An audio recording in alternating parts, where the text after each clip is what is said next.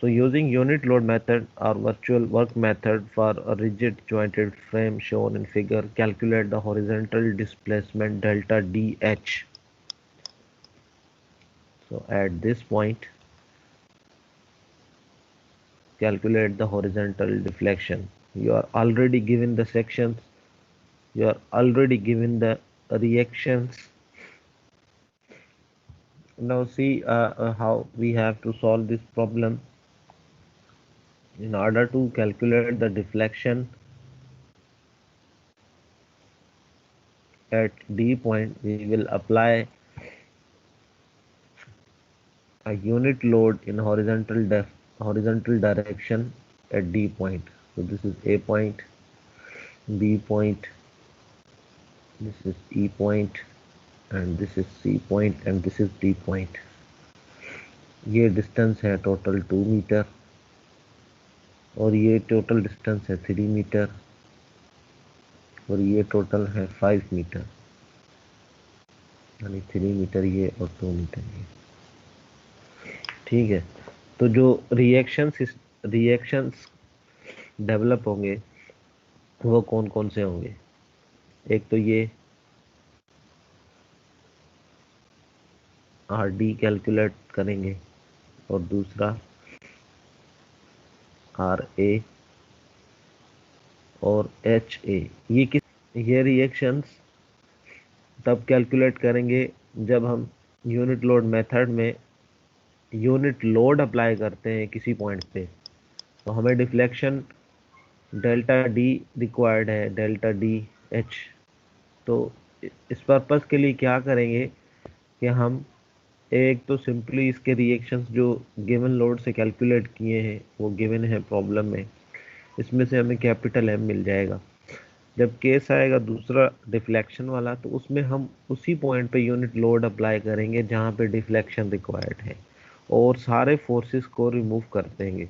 तो जब ये यूनिट लोड हम अप्लाई करेंगे डी डी पॉइंट पे, तो इसकी वजह से जो रिएक्शंस आएंगे वो कैलकुलेट करने पड़ेंगे। जब वो मिलेंगे तो फिर ही हम सेक्शंस में मोमेंट्स ले सकेंगे। यानी ये पहला सेक्शन है इस तरह से, ये दूसरा सेक्शन है, ये तीसरा सेक्शन है, ये चौथा सेक्शन है, इस तरह से। एच एच में वन हो जाएगा क्योंकि वन हॉरिजॉन्टल है तो रिएक्शन भी वन आएगा। तो आर ए और आर डी को कर देंगे सम, दोनों का सम क्या आना चाहिए? 0 क्योंकि कोई भी वर्टिकल डायरेक्शन में लोड अप्लाइड नहीं है, तो किसी भी एक पॉइंट पे मूवमेंट ले लेंगे, summation of movements about A is equal to 0।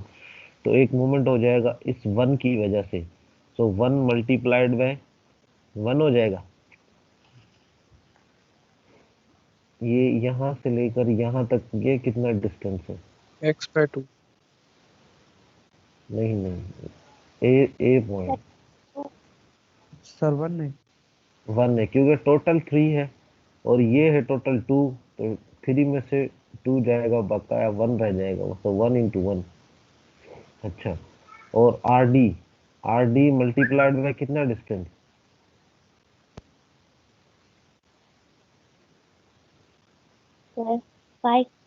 5। Clockwise anti clockwise, ये क्लॉकवाइज और ये anti clockwise. so RD, so simply RD is equal to 1/5 1/5 and RA is equal to -1/5 -1/5, or simply this is in downward direction and it is in upward direction 1/5 और ये भी 1/5। अच्छा, इस segment में अगर हम मूवमेंट कैलकुलेट करें A B portion में, कितने पोर्शन बन जाएंगे इसके? A B, then 4 B E, then C E, then B C. First segment में अगर मूवमेंट कैलकुलेट करें तो कौन कौन से फोर्सेस हैं?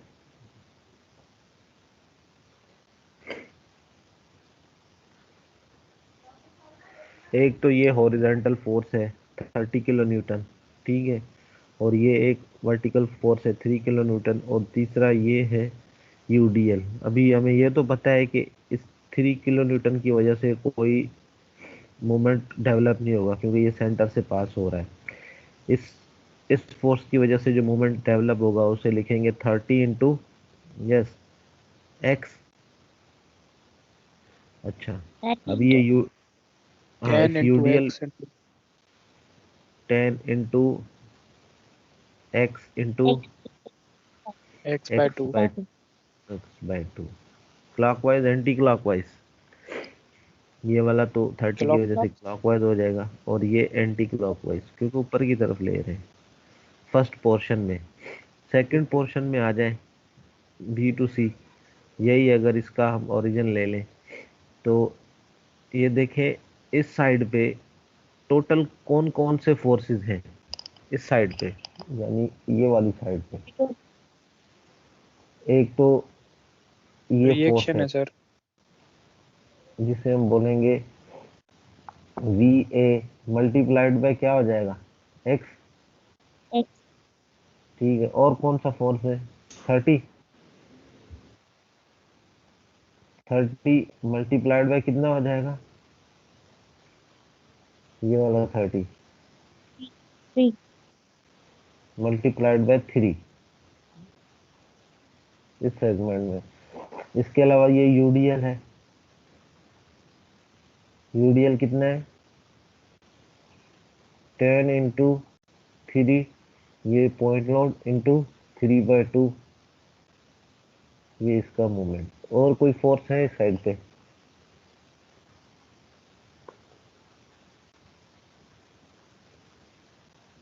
नो सर, बस यही है।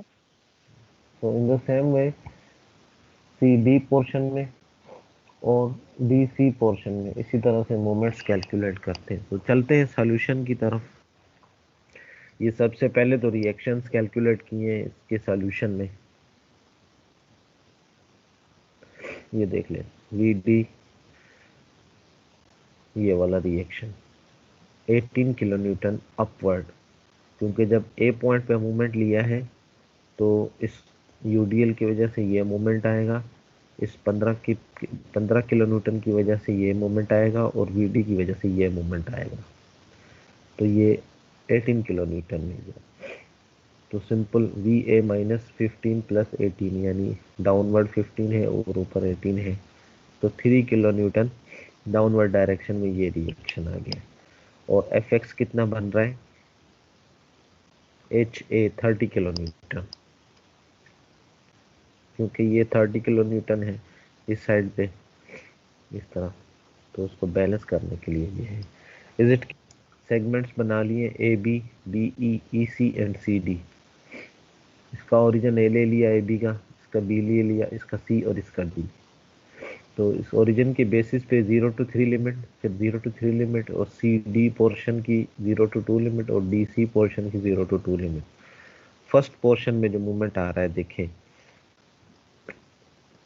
30 इंटू एक्स, इस वजह से।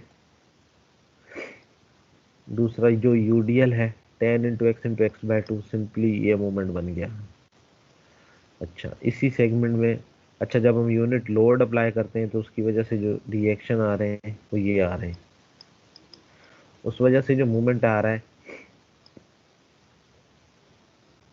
1 इंटू एक्स, क्योंकि जो वर्टिकल लोड है, वर्टिकल जो रिएक्शन है वो इसमें के सेंटर से पास हो रहा है, तो नो प्रॉब्लम। 1 इंटू एक्स, ये हो गया इसका मूवमेंट। सेकंड वाला पोर्शन देख लें, बी ई पोर्शन। तो उस बी ई पोर्शन में जो मोमेंट आ रहे हैं डायरेक्टली, ये 30 से 30 into 3 minus anti clockwise movement 10 into UDL की वजह से जो मोमेंट आएगा 3² इंटू 3/2 माइनस 3x। और उसमें जो बी पोर्शन पे जो वर्टिकल डायरेक्शन में मूवमेंट आ रहा है वो ये आ रहा है 1 into 3। So in the same way, third one, this one, fourth one, zero movement। तो इस फार्मूला में रखेंगे,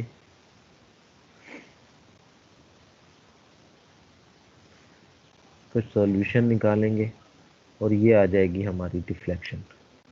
तो डिफ्लेक्शन इन वर्टिकल डायरेक्शन।